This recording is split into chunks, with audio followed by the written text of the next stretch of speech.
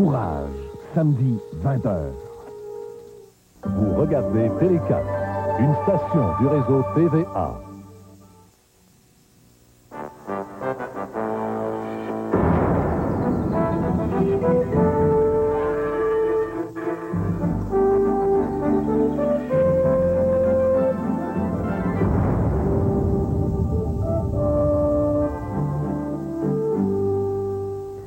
Bonsoir, mesdames et messieurs.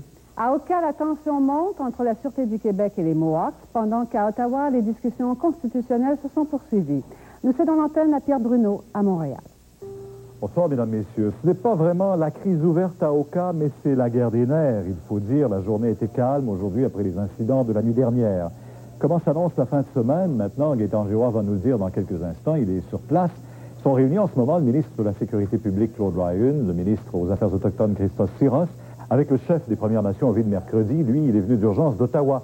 Il y a aussi le chef du conseil de bande de Kanesatake, Jerry Pelletier. Gaétan Giroir, dans un premier temps, va nous rappeler comment se sont produits ces événements la nuit dernière.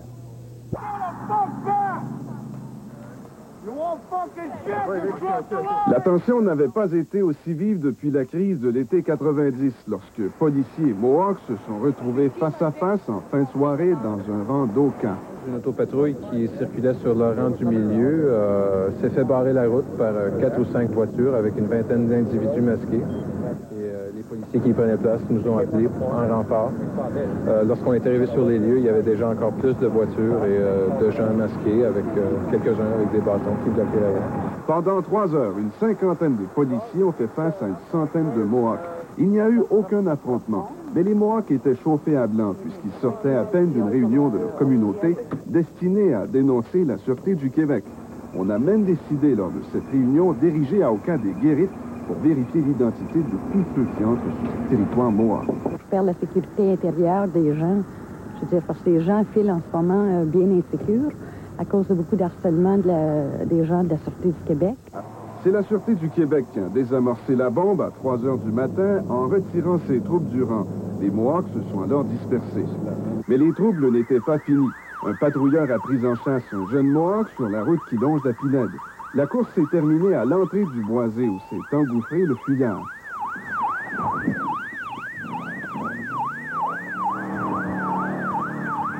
Ça, c'est de la provocation, puis ça aurait pu créer un accident. Lorsque l'on a fait remarquer à cette dame que le fuyard n'a jamais voulu s'arrêter, elle a rétorqué que ce sont des policiers qui ont mis sa vie en danger. Le plus jeune là, qui est rentré ici si vite, c'est un bon gars. There's no need to have the sûreté here.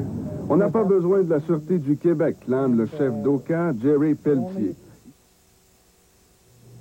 Aujourd'hui, Gaétan, le ministre de la Sécurité publique, Claude Ryan, reconnaît que la situation est préoccupante tout de même là-bas. Effectivement. M. Ryan est arrivé à Saint-Eustache, au centre sportif, à 16h30. C'est l'heure qui avait été convenue pour le rendez-vous avec Ovid Mercredi, le chef des Premières Nations, et Jerry Pelletier, chef du conseil de bande d'Oka. Or, messieurs Pelletier et Mercredi sont arrivés avec 1 heure de retard. M. Ryan les a attendus patiemment. Visiblement, le ministre de la Sécurité publique était inquiété par cette situation. Toutefois, il n'a pas trop voulu le démontrer afin de rassurer la population. D'ailleurs, je vous invite à écouter ses premiers propos à son arrivée à Saint-Eustache. On l'écoute. On vient faire le bilan là, des événements des derniers jours, puis voir à ce que, dans un esprit de concorde, la paix publique puisse régner sur le territoire de Kanesatake comme ailleurs au Québec. C'est ça qui est l'objet de la rencontre. Est-ce que vous pensez que cette paix est menacée? Il y en a qui l'ont dit. J'ai lu dans des journaux qu'il y avait eu des petits incidents ces derniers jours. On vient faire le point là-dessus. Je pense pas que la situation soit aussi explosive que certains l'ont prétendu. On vient vérifier. On agit avec toute la prudence voulue. Il y a pourtant une barricade qui s'est montée hier. Pardon? Il y a pourtant une barricade qui s'est montée la nuit dernière. Elle n'est pas là. Elle n'était plus là ce matin. On reconnaît cependant aussi que c'est cette présence de la Sûreté du Québec, une présence accrue depuis quelques semaines, qui ne fait pas l'affaire chez les Autochtones. Et les Autochtones, ce qu'ils souhaitent en clair, Pierre, ils le répètent depuis maintenant 2 ou 3 semaines, c'est que la Sûreté du Québec se retire de ce qu'ils appellent leur territoire, c'est-à-dire tout ce qui n'est pas la route 344. Donc, tous les rangs d'Oka qu'ils revendiquent, ils ne veulent plus voir la Sûreté du Québec à cet endroit. C'est ce qu'ils veulent obtenir du ministre Claude Ryan. Et il faut se souvenir que la semaine dernière, le ministre Ryan leur avait opposé un refus catégorique. Qu'est-ce qui va se passer aujourd'hui? On verra. Chose certaine, Ovid Mercredi, chef des Premières Nations, a quitté la conférence constitutionnelle d'Ottawa. Il est arrivé il y a à peine 30 minutes à Saint-Eustache pour dire qu'il venait aider à régler ce conflit et qu'il était très inquiet de ce qui se passait actuellement avec la population d'Oka et le climat qui règne. On peut l'écouter. Tout de suite. We're here to deal with a problem. The chief here is very concerned with what happened last night. He was very quick to ensure that the situation was toned down so that it didn't escalate. And that's to his great credit that he took that leadership. And I'm here to ensure that I facilitate his efforts in dealing with the Quebec government in finding a long-term solution to the problems. Gaétan, vous avez aussi eu les commentaires de Jerry Pelletier qui était de la manifestation la nuit dernière. Oui, effectivement. M. Pelletier dit qu'il a tenté de regrouper ces gens hier soir et d'éviter qu'il y ait affrontement. Effectivement, il n'y en a pas eu. Il dit si on a pu hier soir éviter qu'il y ait affrontement, c'est parce que l'on a pu dire aux gens que le ministre Ryan nous avait prévu une rencontre. Or, si cette rencontre devait tourner à l'échec, il ne sait pas ce qui se passera. M. Pelletier aussi qui a été très virulent envers le gouvernement du Canada, le ministère des Affaires indiennes, qui selon lui ne se mêle pas de ça. M. Pelletier m'a dit ce matin, il dit ça ressemble beaucoup à juillet 90 et il dit si rien ne se passe, j'ai bien peur que ça pourrait encore dégénérer en un bain de sang. On peut l'écouter. Tout de suite. It's a repeat of what happened back in July 1990 when Tom Sidden was warned. If no action is taken by the Canadian government, there will be violence. And I've warned the minister, I've warned the federal government, I've warned the prime minister time and time again that if the federal government does not take our concerns seriously, there will be a bloodbath. Une situation semblable au 11 juillet 90, ils sont plusieurs à le craindre. Gaétan, merci. Effectivement, la réunion se poursuit. Oui, parfait. Et c'est une situation préoccupante à tout le moins. Il y a bien des citoyens exaspérés et d'ailleurs, certains ne se gênent pas pour le dire sur ce qui peut survenir maintenant. Les opinions varient souvent de l'un à l'autre. Ou bien on craint que la crise ne s'aggrave ou on ne croit tout simplement plus à la possibilité d'un règlement pacifique. Il y en a d'autres qui parlent qui ne veulent plus tout simplement entendre parler de ces problèmes-là. France Gauthier est allé voir aujourd'hui comment ça se passe à Oka. À l'été 90, la ferme des Mongeons s'est retrouvée au beau milieu de la poudrière d'Oka. La nuit dernière, Andrea Mongeon et sa famille ont revécu la crise. Ce matin, ils sont vraiment à bout, surtout que cet incident n'en est qu'un parmi tant d'autres. La seule chose qui a manqué, c'est des coups de fusil entre la police et les Indiens. On se demandait qui va tirer le premier. On avait une crainte. Là, on écoutait le radio autochtone. À un certain moment donné, ils ont dit qu'il y avait des bombes lacrymogènes. Mais on va vous dire une affaire, nous autres, on n'était pas gros, hein? On faisait du sang de cochon. Il y a à peu près 2 semaines, au bout du chemin ici, les Indiens ont bloqué le chemin. Puis j'étais arrivée pour monter chez nous, puis là, ça commençait à me crier des bêtises. Go home, on veut pas te voir ici. Tu sais, en tout cas, j'ai eu peur. Le vétérinaire Mongeon a perdu la moitié de sa clientèle depuis 2 ans. Maintenant, ce sont les employés qui veulent partir. Ce matin, c'est proche de lâcher. Vraiment proche. Les Mongeons, tout comme bien d'autres résidents dont les propriétés sont situées sur les territoires revendiqués par les Mohawks, attendent toujours une intervention du fédéral qui doit acheter leur maison. M. Dubé, un de ceux-là, ne croit plus à un règlement quel qu'il soit. Tout ce cirque, dit-il, c'est un prétexte pour faire des gains politiques. Avec la Constitution, je pense que ici, c'est rien que de la stratégie. Je pense que ça va être juste, on va jouer du bois de temps en temps quand ça va faire bouger les actions à l'autre bout. Au village, des Mohawks qui ne veulent pas être identifiés affirment que les incidents de la nuit dernière sont l'œuvre d'un petit groupe de trouble-fêtes dont ils n'approuvent pas d'ailleurs les méthodes. Pour ce qui est de la réaction des autorités municipales, eh bien, le maire Jean Ouellet est devenu un fantôme ici à Oka. Il n'a jamais retourné un seul de nos appels dans les dernières semaines. Et les autres conseillers municipaux se font soit introuvables ou complètement muets. Cette attitude rejoint d'ailleurs celle de la majorité de la population qui dit avoir peur des représailles si elle exprime son opinion. France Gauthier, TVA, à Oka. Ces événements à Oka, faut-il le rappeler, sont survenus quelques heures à peine après une entente sur la question autochtone à la table constitutionnelle. Une entente qui, dès les premières heures, est déjà dénoncée au sein même de la communauté autochtone. Normand Réaume est à Ottawa. Effectivement, les Mohawks ne se sont pas gênés pour dire en ville mercredi que ça ne les satisfait pas, cette entente-là. Oui, ce matin, il y avait un peu une situation à porte-à-faux. Le chef des Mohawks, Billy Two Rivers, est arrivé ici en disant que M. Mercredi s'était fait littéralement avoir. Il disait « he was a double trust ». À son avis, Mulroney, Bourassa et Ray ont eu à l'usure et à la fatigue mercredi en signant cet accord sur les droits autochtones, sur leur autonomie gouvernementale, qui fait en sorte qu'elle est un peu balisée dans les grandes lignes, qu'elle sera justiciable devant les tribunaux dans 5 ans, mais elle ne confère aucun nouveau droit territoriaux. Elle n'en enlève pas non plus par rapport à l'histoire et aux traditions. Alors lui, il n'est pas d'accord avec ça et c'est conforme avec les prétentions nationalistes et souverainistes des Mohawks depuis des décennies. On peut dire aujourd'hui, sans se tromper, que les négociations ont véritablement commencé pour Robert Bourassa aujourd'hui parce que c'est des sujets qui le préoccupent davantage, la question du partage des pouvoirs notamment et de limiter le pouvoir de dépenser d'Ottawa. C'est-à-dire que les négociations duraient déjà depuis 3 jours et effectivement, ça semblait être un peu à rabais. C'est-à-dire que c'était la Ronde Canada et le Québec en a donné sur le Sénat égal. On en a ajouté dans le cas des droits autochtones. Et là, il fallait à un moment donné arriver tôt ou tard à la fameuse substance de mise qu'on doit nous mettre sur la table à un moment donné. Et effectivement, ce matin, la délégation du Québec a fait circuler un texte qu'on dit ne pas être vraiment une proposition et qui voudrait limiter le pouvoir fédéral de dépenser dans les champs de juridiction provinciaux. C'est pas très bien perçu. C'est pas très bien perçu par les autres délégations. En tout cas, les représentants de 5 délégations provinciales nous ont dit que non seulement il y avait peu de sympathie pour ça, mais plutôt de l'antipathie. Cependant, le chef de cabinet de M. Mulroney, Hugh Segal, lui, dit que c'est pas si mal que ça. Mais ça va pas très bien, les négociations. Et si, je sais pas si on a déjà vu... Oui, on va le voir. Alors, les images qu'on va voir vont nous montrer que dans la salle, ça tourne en rond, si bien qu'on est obligé d'aller sur le balcon, prendre un peu de soleil peut-être, mais surtout pour essayer, Mulroney, Bourassa, Clark et d'autres, de trouver une solution pour sortir de cette impasse-là. Parce que là, on arrive finalement au cœur de l'affaire. Bon, ben les ententes se suivent peut-être et elles sont remises en question toujours parce qu'il y a la Colombie-Britannique qui encore aujourd'hui est revenue sur l'entente sur le Sénat.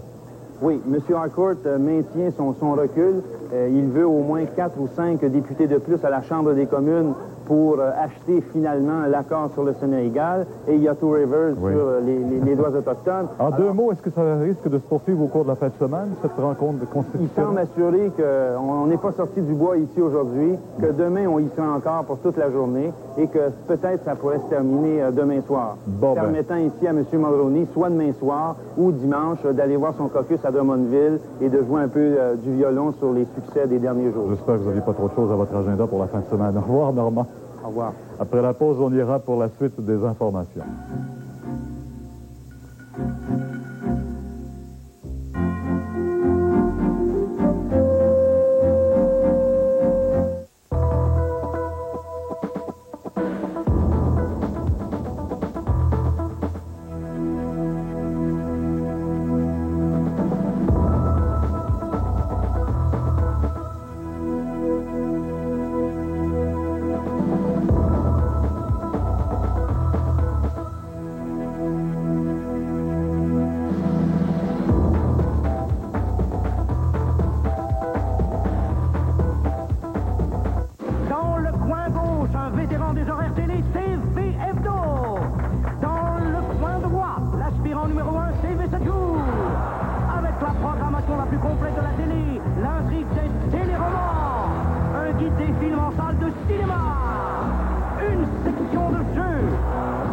Dans TV 7 jours, tout sur la rentrée d'automne de Télémétropole et de Radio-Québec. Une édition spéciale à ne pas manquer. TV 7 jours gratuit à l'achat du magazine 7 jours. Savez-vous ce qui est aussi fidèle que votre meilleur ami? Sans doute plus fiable que votre homme. Et certainement plus prévisible que vos bouts de chou. C'est le fameux service de McDonald's, maintenant garanti. Il vous assure un repas chaud, un service rapide et courtois et l'exactitude de votre commande au volant. Sinon, nous la corrigeons ou votre prochain repas sera gratuit. C'est rassurant de savoir qu'il y a encore des choses garanties. Moi j'aime McDonald's. C'est une première. Le premier solde du genre au pays, le solde pré-saison à la baie. Pour un temps limité, nous vous offrons les vêtements mode de l'automne à des prix de fin de saison. Économisez avant que les prix augmentent et procurez-vous à rabais les vêtements qui seront à la mode cet automne. C'est précieux. Vêtements pour femmes, hommes et enfants. Marque réputée. Vêtements d'intérieur et d'extérieur et toute une gamme d'autres articles mode pour l'automne. C'est un solde prépondérant. Pour un temps limité seulement à la baie. Hâtez-vous d'en profiter. La baie, on ne peut pas demander mieux.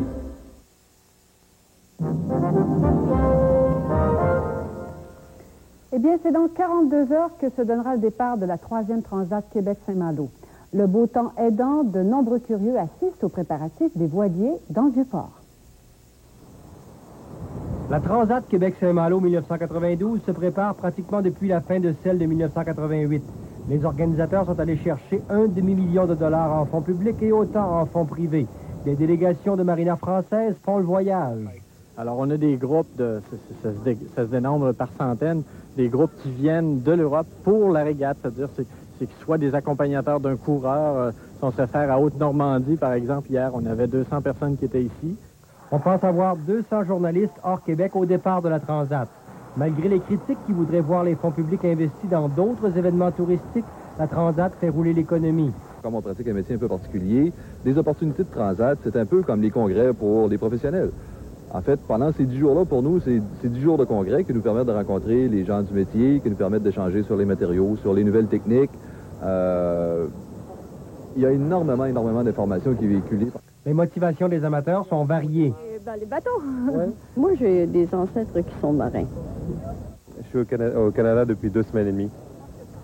Et c'est fortuitement que je me trouve ici. La foule commence à peine à se rassembler dans le Vieux-Port. Dimanche midi, avec le beau temps, les organisateurs espèrent voir plus de 200 000 personnes massées sur les bords du Saint-Laurent pour le départ de la Transat. Benoît Poulain, TVA, à Québec. Alors maintenant, dans Charlevoix, la municipalité de Petite-Rivière-Saint-François est rongée par un cancer. Une épave de bateau y pourrit depuis près de 4 ans et les élus multiplient les démarches pour s'en débarrasser.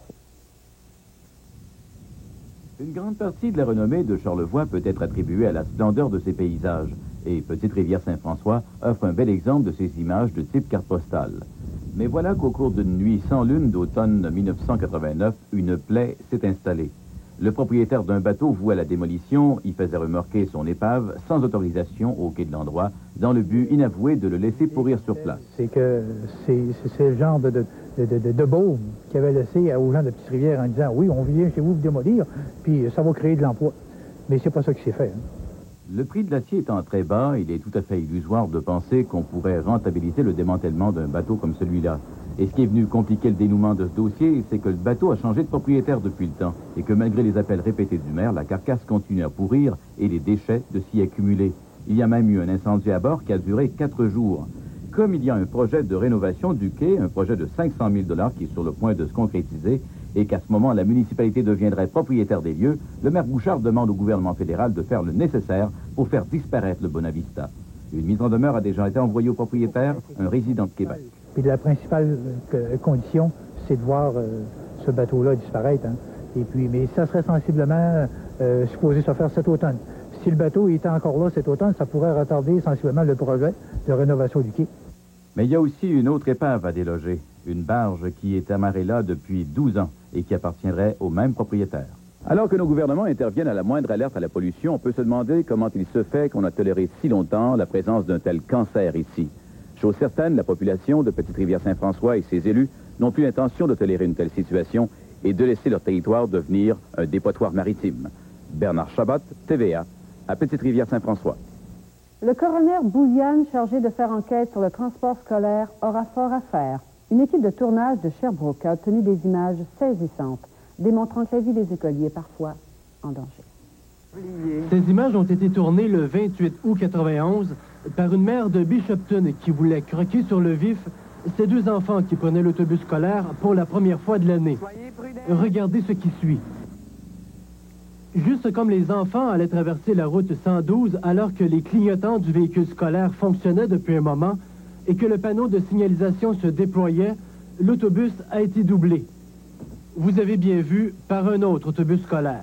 Et je me dis, c'est où le sens de la responsabilité que le conducteur a? Parce que l'autobus qui s'en venait, elle avait un grand bout de chemin droit à faire avant d'arriver chez nous. La chauffeur a été congédiée sur le champ, nous dit son employeur, qui a refusé de nous accorder une entrevue. L'incident a aussi fait l'objet d'une enquête par la Sûreté du Québec. Il y a eu 2 biens d'infraction qui ont été émis à la conductrice, c'est-à-dire 300 $ d'amende en ce qui regarde la suspension de permis et 200 $ en ce qui regarde le fait de croiser un autobus scolaire, ça devient un arrêt obligatoire. Environ 6 mois après que les images aient été tournées, Une fillette, Karine Bolduc, a été tuée dans des circonstances semblables sur la même route 112 à quelques kilomètres de là. Aussi choquantes soient-elles, ces images illustrent très bien le fait qu'il était temps que la société se penche sur le problème de la sécurité dans le transport scolaire. Le coroner Marc-André Bouliane s'attaque justement à cette lourde tâche de façon à ce que des scènes semblables ne se reproduisent plus. Bernard Sévigny, TVA, Sherbrooke.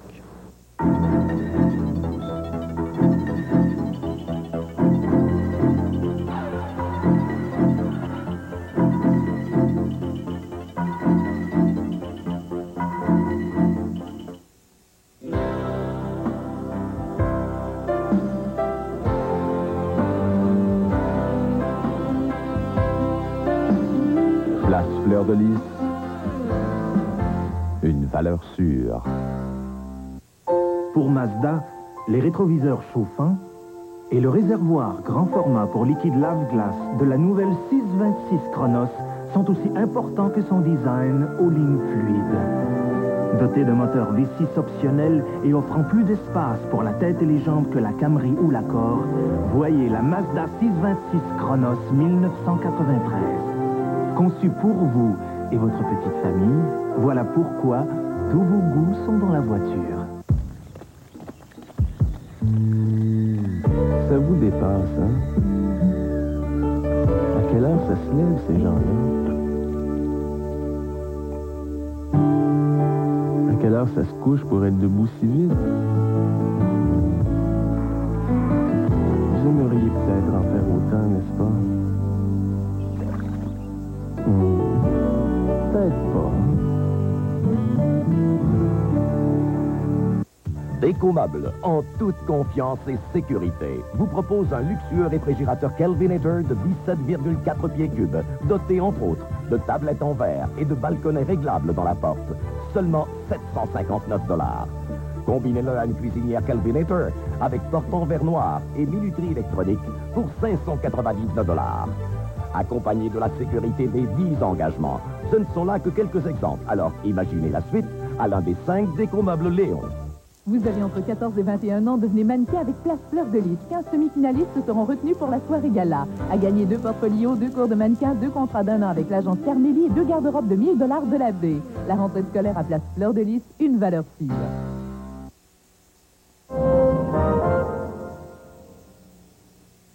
Bonsoir, on vous parle du bassin Louise au port de Québec. On a 2 participants à la Transat, un qui va rester sur la terre ferme et l'autre qui ira en mer. D'abord, Monsieur Pierre Larue, vous êtes organisateur de la Transat. Dites-moi un petit peu, à quelle heure d'abord la Transat va partir? Dimanche, le 23 août, à 12h10 précisément, heure locale, si les vents le permettent. Sinon, ça peut être décalé un petit peu en attente des vents. Il y a quand même 2 catégories. Est-ce que les 2 catégories partent au même moment? Tous les bateaux partent en même temps, multicoque et monocoque, un seul départ. Bon, évidemment, la question, quel est l'endroit, le meilleur endroit pour voir le départ? Le meilleur départ, évidemment, on a un amphithéâtre naturel à Québec, les plaines d'Abraham, le port de Québec, l'île d'Orléans, en fait, sur la pointe de l'île, tout le secteur de la Rive-Sud du côté de Lévis. Tout est parfait, tout est bien partout. Mais d'ici là, les gens vont pouvoir se promener un petit peu ici. Il y a de l'animation, entre autres quoi? Il y a une animation au site, la visite des bateaux toujours, jusqu'à demain après-midi. Maintenant, on a toujours le capitaine Bonhomme qui est en place pour un spectacle en soirée. Sylvie Galland qui sera ici demain soir pour donner son spectacle sur la chanson marine. Un paquet d'animations sans arrêt là, sur le village Transat d'ici au départ. Merci. Maintenant, on va parler à un homme qui est sûrement très anxieux en ce moment. On parle à M. Richard Levasseur. Monsieur Levasseur, vous allez partir bientôt pour toute une traversée. Oui, en effet, c'est toute une traversée. Ça fait une semaine que je suis au courant que je vais participer au départ. Depuis dimanche, je suis à l'entraînement sur le bateau La Poste. C'est toute une expérience. Il faut expliquer que vous êtes un postier. Vous avez été invité par un des participants à la Transat. Est-ce qu'il y a certaines appréhensions? Est-ce que vous avez peur un peu parce que c'est quand même pas la traversée de Lévis, là? Non, pas nécessairement. Non, car je fais confiance à l'équipage. C'est des gens professionnels, super entraînés. On ne devrait pas avoir de problème. Justement, au niveau de l'entraînement, est-ce que vous avez suivi un entraînement ou on vient tout juste de vous embarquer là, sur le bateau? On m'a embarqué dimanche dernier sur le bateau. J'ai suivi un entraînement, là, disons, quand les marées le permettaient de sortir. On a sorti 3 fois sur le fleuve et ça va très bien à date. Est-ce que, comment au juste vous avez été choisi? Est-ce que c'est par vos compétences en tant que marin ou... On a fait une sélection au niveau de ceux qui étaient intéressés au ministère des Postes, puis c'est moi qui ai été choisi. Il y avait plusieurs candidats, j'imagine? Oh, une quinzaine de candidats. Puis maintenant, pourquoi vous avez décidé de participer à ça? Est-ce que c'est tout simplement pour le défi, pour l'aventure ou... Oui, c'est plus pour l'aventure, pour... C'est un goût personnel. Là. J'ai toujours aimé la voile. Jamais j'aurais osé penser faire la traversée un jour. Puis c'est ma chance. J'apprends. J'imagine que c'est le rêve de tout marin de faire une traversée? Sûrement, oui. Je sais que je fais beaucoup d'envieux. Là. Oui, c'est un rêve là, que tout marin de... Ah. Maintenant, dernière question. Qu'est-ce que vous allez faire avant de partir? Dernière chose que vous allez faire. Je vais embrasser ma femme. Est-ce que vous allez l'embrasser à Saint-Malo aussi? J'espère, oui. Je vous remercie beaucoup, messieurs. Merci. Bonsoir. Merci, Michel. Alors, en faveur de la Transat, justement, il y aura du beau temps en fin de semaine, ennuagement la nuit prochaine suivi d'averses et risque d'orage, mais demain, ça se dégage en après-midi. Minimum la nuit prochaine, 14, et maximum demain, de 25. Au retour de la pause à Expo, les discussions sont terminées. On passe à l'action.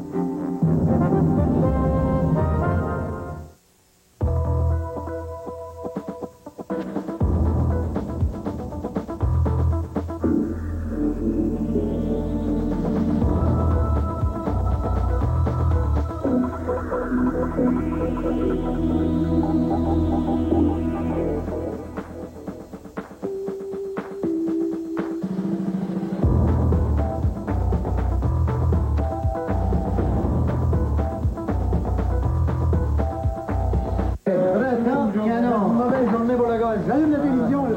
Meilleur pour la pêche que pour le golf. Oh, c'est choquant parce que je suis en forme aujourd'hui. Hey, René, on l'a déjà entendu, celle-là. Oh, qu'est-ce qu'il y a de bon? Y a-t-il du golf à la télé? Hein? Enfin, même qu'on va jouer à des vidéos. Tu joues au golf avec ta télé, toi? Tu n'en fais, non, ça, il faut juste dire. Hey, c'est bon, ça! Non, mais t'avais dit de prendre un là. Hey, j'en veux. Vidéotron, pour un nouvel usage de la télévision. C'est la fête, c'est l'Expo Tanguay. Achetez maintenant à prix Expo et ne commencez à payer que dans un an sans aucun frais. Seul Ameublement Tanguay peut vous offrir autant de choix. Des ensembles de salons Elran, des ensembles de chambres à coucher, de salles à manger. Profitez aussi d'un rabais de 20% sur tous nos matelas. Et toute la marchandise est payable dans un an sans aucun frais. Achetez chez Ameublement Tanguay une garantie de service. Le meilleur prix assuré, le respect de la clientèle. C'est le retour de la vente annuelle Blitz des concessionnaires Toyota. Mais faites vite, car les Corolla disparaissent vite. Et les magnifiques Camry, elles s'envolent comme des petits pains chauds. Sans compter les aubaines extraordinaires sur les populaires Tercel. Alors passez vite, profitez du Blitz des concessionnaires Toyota. Tu me passeras toujours Toyota.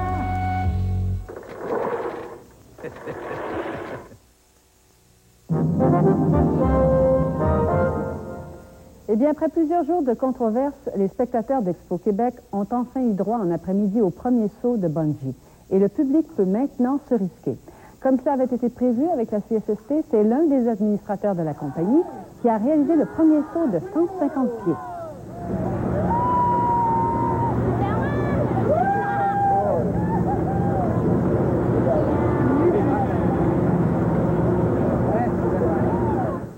Voilà, cela complète nos informations, mesdames et messieurs. Bonne fin de semaine. Au revoir.